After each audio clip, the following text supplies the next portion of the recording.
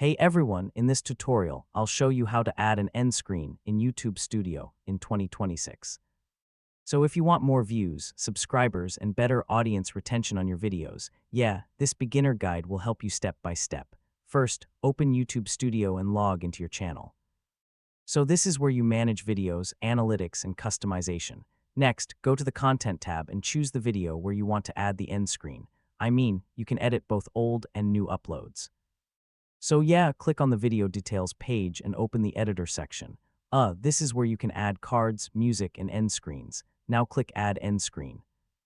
You can add videos, playlists, subscribe buttons, or another channel. So move the end screen elements to the correct position and timing. Make sure they don't cover important visuals.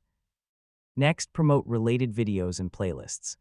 This keeps viewers watching more content on your channel. So include a subscribe button in your end screen.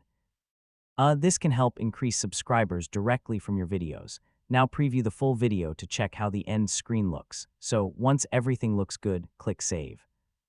Finally, test different end screen styles and placements.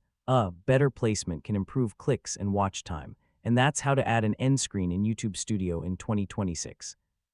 Once you use end screens properly, you can increase views, watch time, and channel growth much faster. If this guide helped you, feel free to check out more YouTube tutorials.